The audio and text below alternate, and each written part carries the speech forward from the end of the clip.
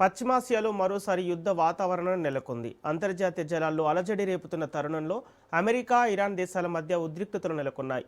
Iran పోర్టులను America దిగ్బంధించింది. Tehran కీలక జలసంధిని మూసివేసింది.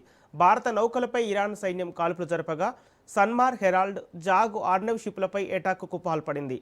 భారత షిప్లు యూటర్న్ తీసుకుంది.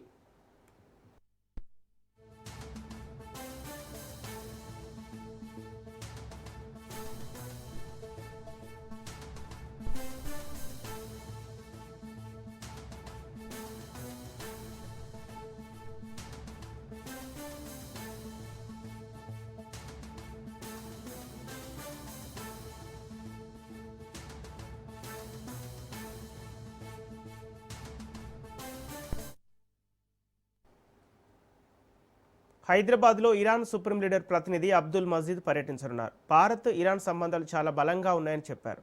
తాము యుద్ధం కోరుకోవటం లేదని, శాంతిని కోరుకుంటున్నామని స్పష్టం చేశారు. సమస్య త్వరలో పరిష్కారం అవుతుందని ఆశిస్తున్నామని అబ్దుల్ మజీద్ తెలిపారు.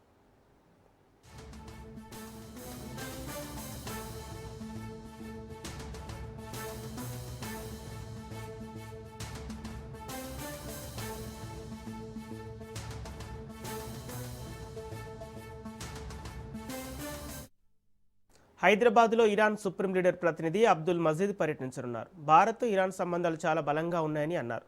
తాము యుద్ధం కోరుకోవటం లేదని, శాంతిని కోరుకుంటున్నామని స్పష్టం చేశారు. సమస్య త్వరలో పరిష్కారం అవుతుందని ఆశిస్తున్నామని అబ్దుల్ మజీద్ తెలిపారు.